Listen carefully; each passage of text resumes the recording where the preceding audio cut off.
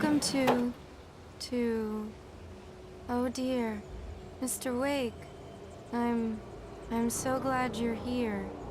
Rose, you have my manuscript? Oh. Oh yes. Yes. Please, come in. Hey, this is really good. Rose, Yes. my manuscript. I really need it. I understand. I know what you need. A muse to inspire you. Oh, for Barry? She doesn't have anything. Yeah, hey, Al? Al, what's... Oh... Barry! What? What?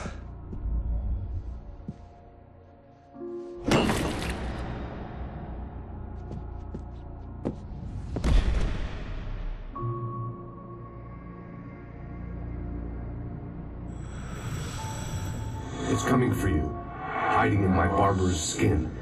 I'm too weak to stop it. You must turn the lights on. I promised I'd come visit you and your lovely wife. You must finish what you started. I insist. You must turn the lights on. Turn the light on. Back to work, boy.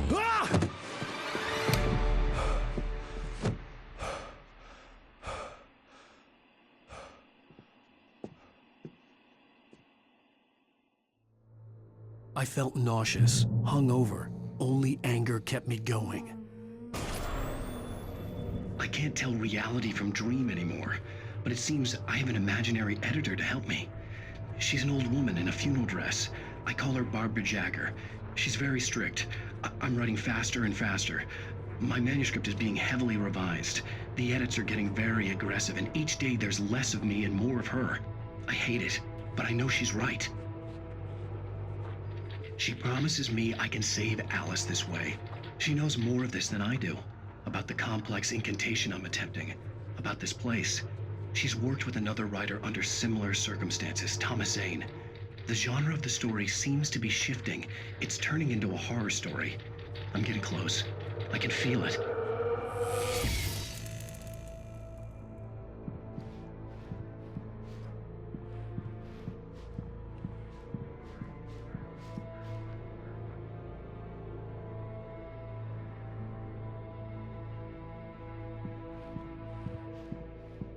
Rose took a day from me. I had less than 12 hours left to meet the kidnapper. All I could do was get Barry into the car, work something out once I got on the road. Welcome to the Oh Dear Diner. What can I get you today? Coffee?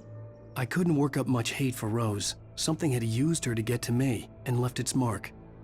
First refill is free. Milk and sugar on the counter there. Would you like to hear today's specials? Thank you. A nice day. Come back soon.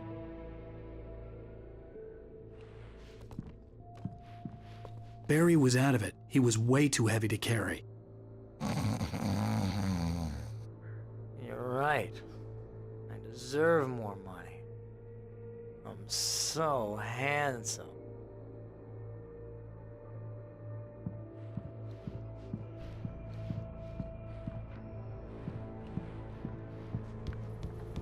My gun and flashlight were gone. I'd have to find a way to get Barry into the car as quickly as possible. There was no time to waste. Mr. Randolph liked Rose. That little smile she had. How she was still sweet when life had tried so hard to make her bitter. It wasn't any of his business what she did in her trailer. But those strangers, the writer and his smart-ass sidekick, looked like trouble. And they'd been in there for hours, way past her normal bedtime. He reached for the phone and called the sheriff's station.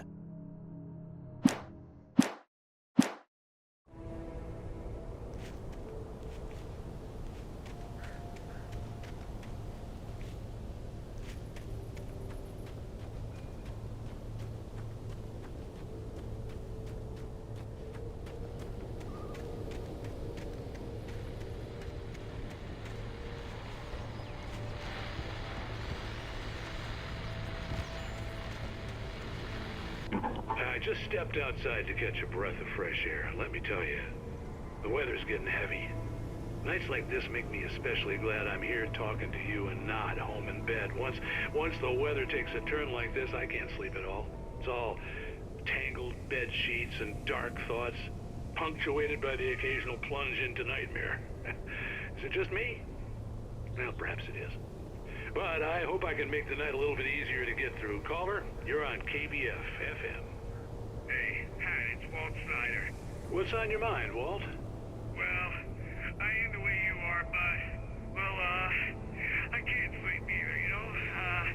I just been staring out the window here, trying to make sense of it all, but, I ain't been thinking either, you know? I just... Well, you sound like a man with a problem, Walt. I had argument with Danny. You know Danny, and, then I got in trouble with the law, you know, and, I'm just, well... I heard something like that, Walt. Yeah, well, you know, Danny's my best friend, and, they let me on bail today. And now I'm just alone here at the window, you know, waiting. Man, and there's something in the air tonight, man. I was just outside looking up at the sky above our broadcast tower thinking the same thing. What are you waiting for, Walt? I don't know. You know, something's gonna happen. You know, I think I better go. Well, Walt, maybe... No, thanks, Pat. Well, good luck to you, Walt. Hang in there. Let's take a little break, folks. This weather's really something else, huh? How can I be sure you will walk away?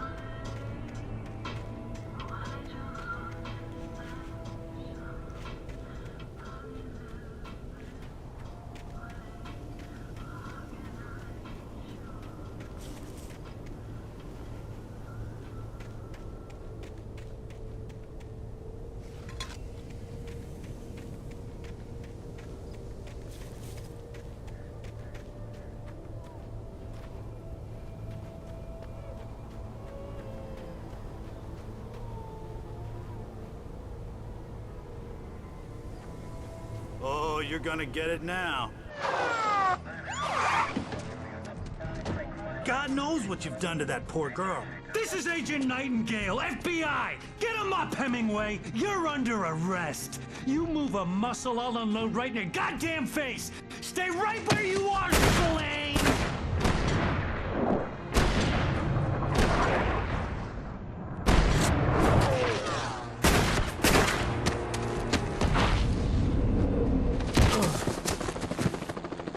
What are?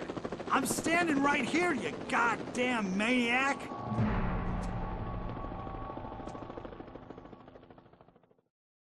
I hated to leave Barry behind, but there was no way I'd miss my appointment with the kidnapper. Give it up, Mr. Wake! Come on! Take it easy on it! Get after it! Don't let him get away! Move it! Move it! Move it! Let him get away!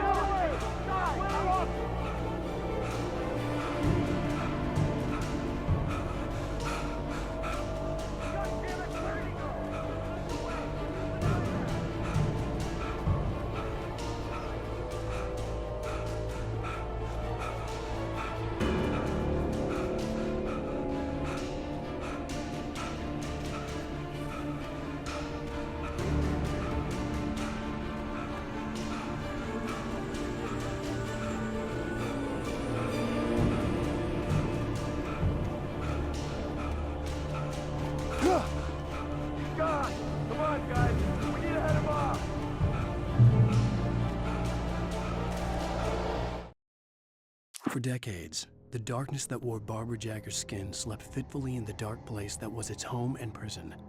It was hungry and in pain. It dreamed of its nights of glory when the poet's writing had called it from the depths and given it a brief, terrible taste of power and freedom.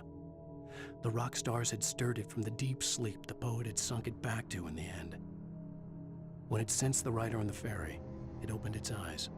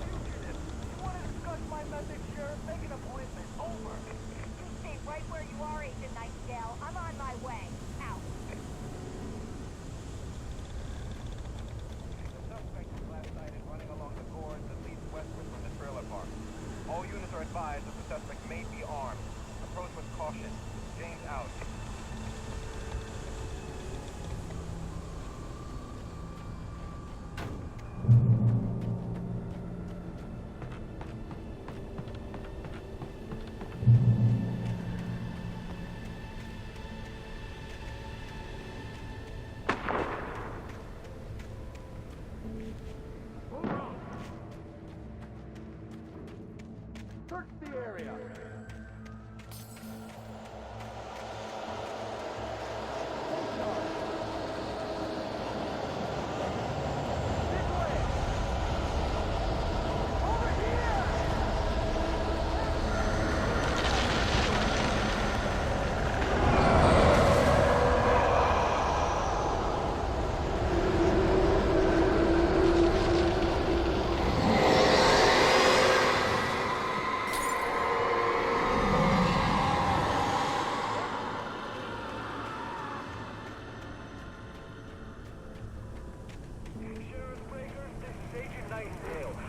This horror was everywhere I went, circling me.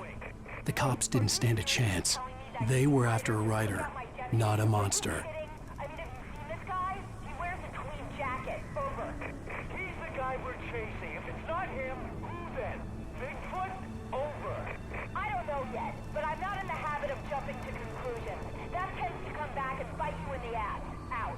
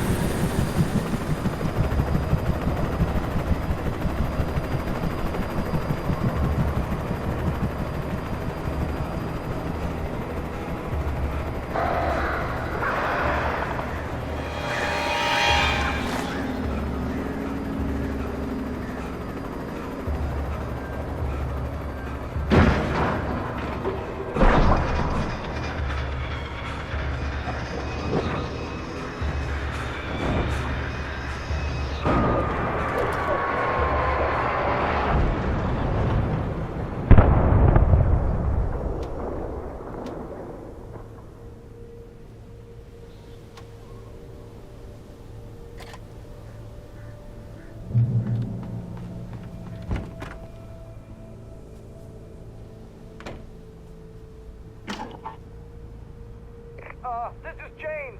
Mulligan, Thornton, come in. Over. Thornton here. James, we got both Wheeler and Rose in custody. They didn't put up a fight or anything. Why, they were... Hey, what are you...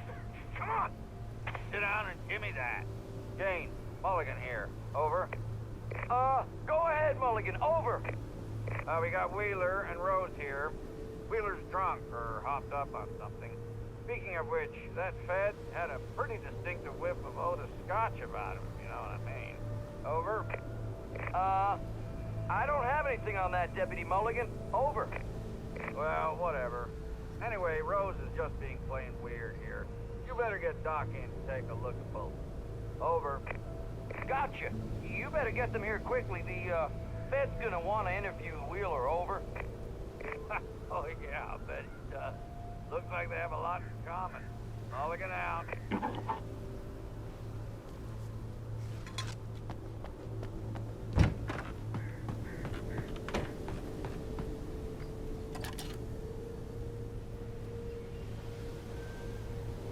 I could see the lights of the radio station in the distance.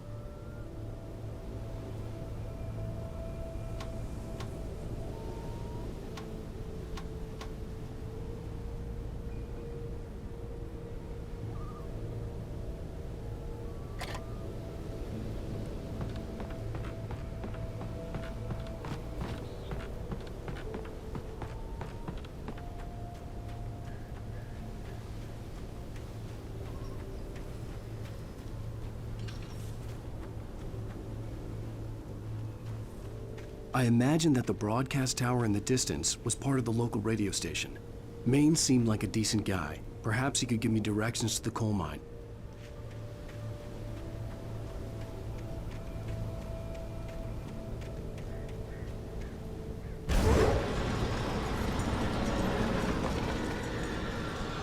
Unnatural shadows clung to the gate.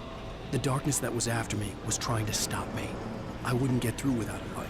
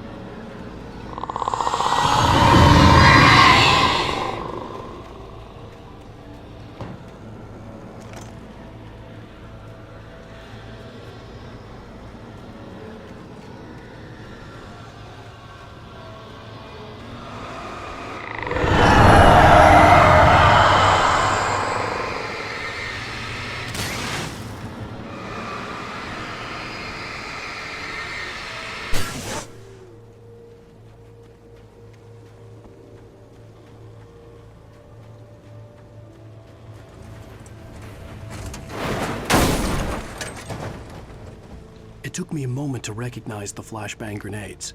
They were an ideal weapon for my situation. Team 1, come in.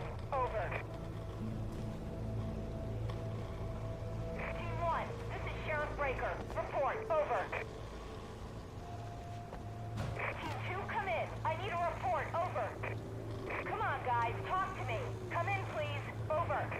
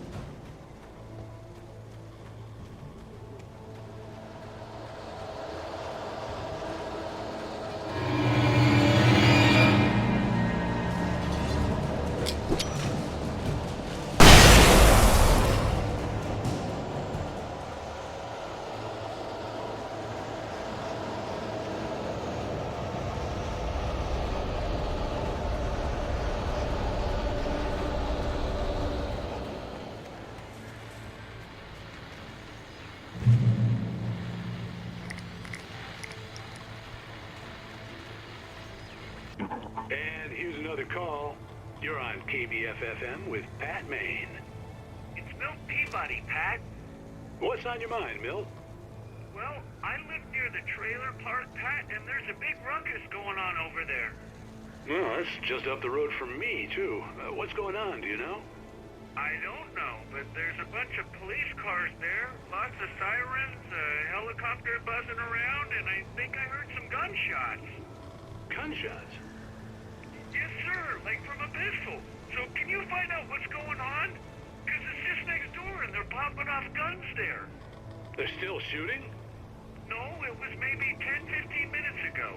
It sounds serious, Pat. I'm telling you, it don't sound like no party. Well, I'm certainly going to give the station a call, Milt. Okay. You'll hear it here as soon as I hear from them. Okay, thanks.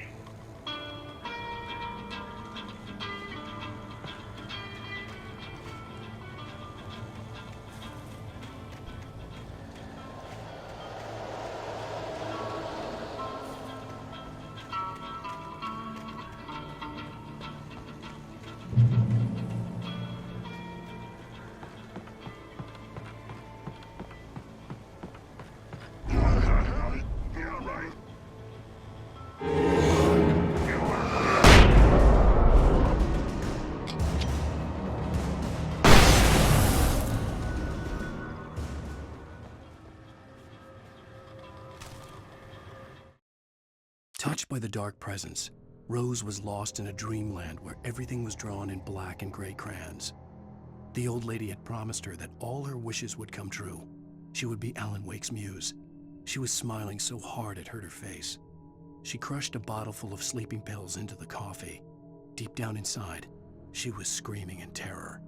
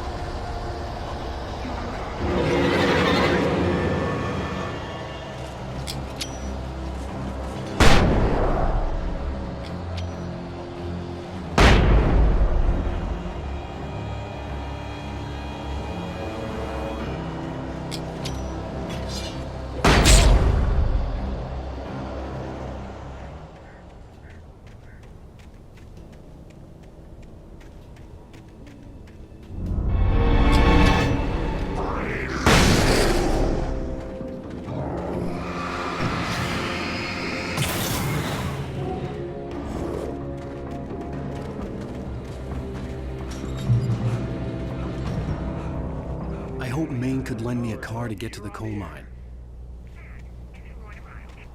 Oh, why, hello, Lorna. What do you have for us? Well, I just don't see why the cops bother with the trailer park. What do you mean? It's a trailer park. Of course you're going to have trouble in a place like that. I mean, what do you expect? The sheriff should be helping us normal citizens instead of wasting resources on those people. Well... They'll have to try to sort themselves out. I'm sorry, but my granddaddy settled in Bright Falls in 1911. Well, thank you very much for that compassionate viewpoint, Lorna. can I be sure you will walk away?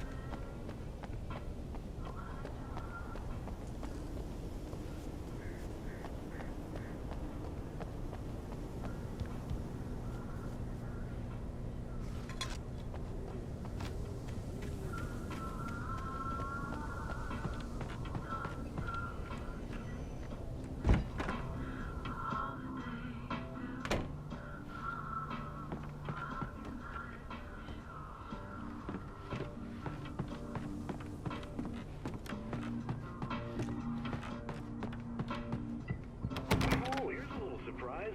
The famous writer Alan Wake just walked in. Folks, I'm going to see if I can talk him into an interview.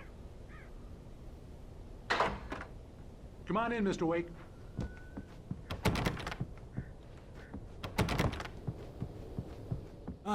I'm so glad you could find the time to do this, Mr. Wake.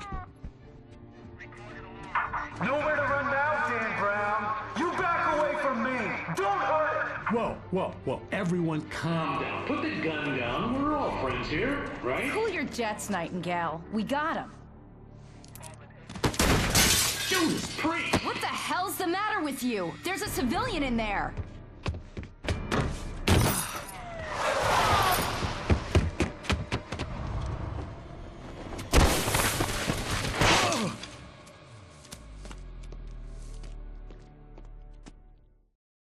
I'll get you yet, even if it kills me. You hear me?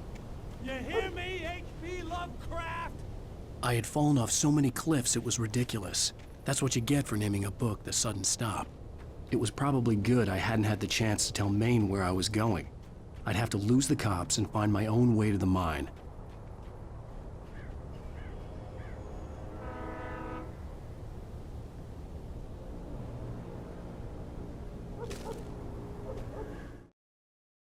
Nightingale stared through the broken studio window into the dark woods.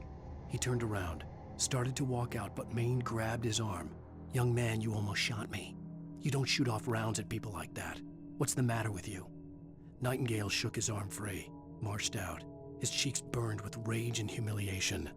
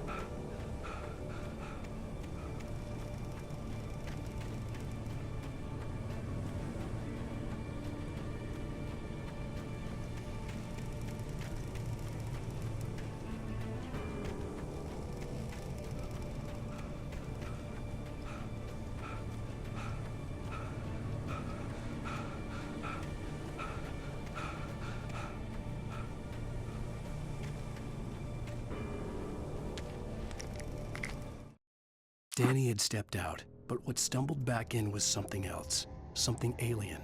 A monster. Walter tried to kill it, first with his fists, then a chair. It wouldn't die. Instead, it kept coming, unaffected by the beating it had taken. After Walter managed to kick it down the cellar stairs, fear took over. He ran, got behind the wheel, gunned the engine. The booze wouldn't make him forget, but he knew he had to try.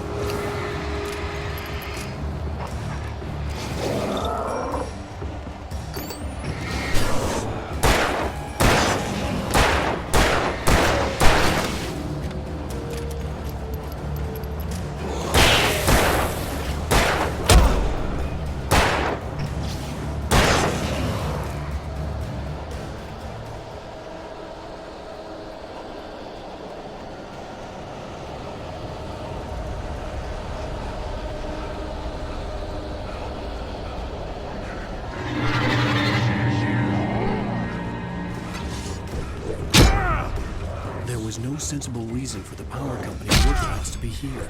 It was almost as if they'd been left for someone like me to use.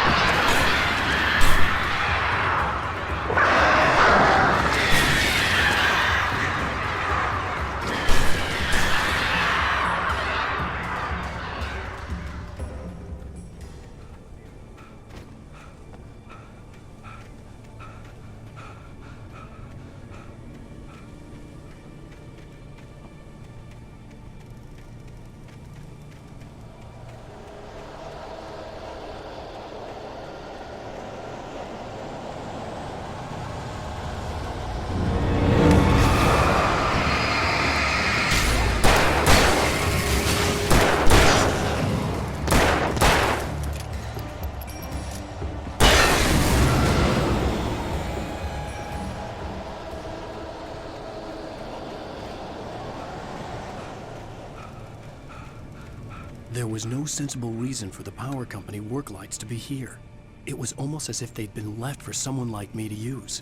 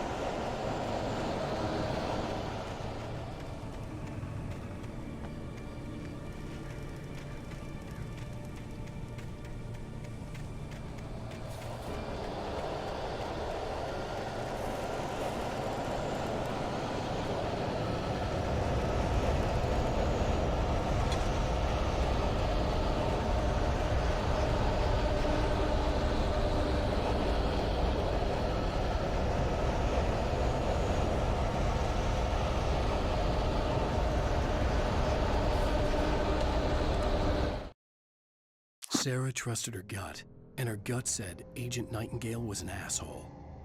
He felt wrong, and it wasn't just the smell of stale booze.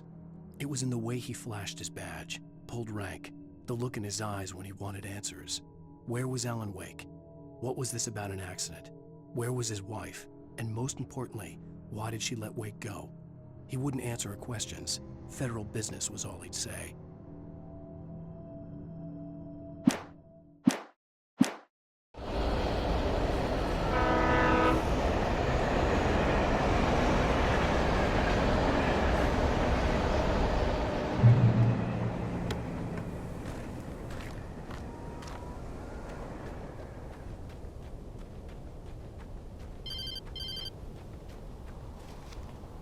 Hello? The most stubborn man I've ever met. Alice? Alice? Alan, I'm so afraid. He keeps me in the dark. Please help me. I look at you, Alan, and it's not you. Something else. Looking out from behind your eyes.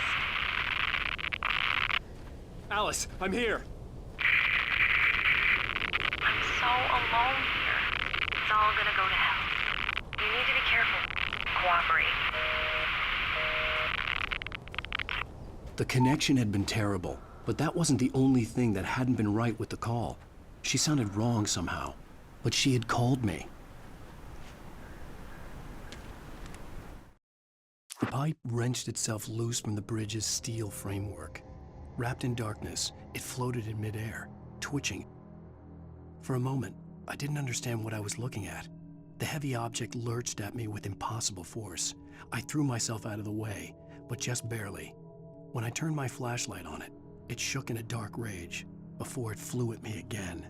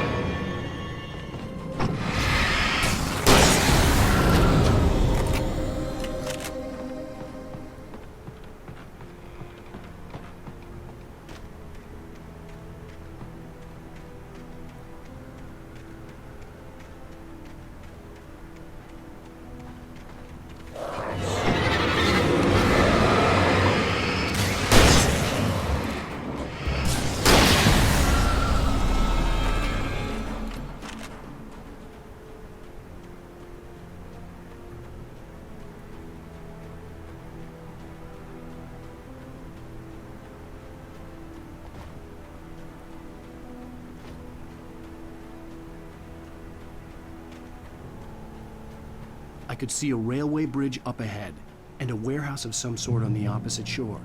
I hoped I could find a car from there.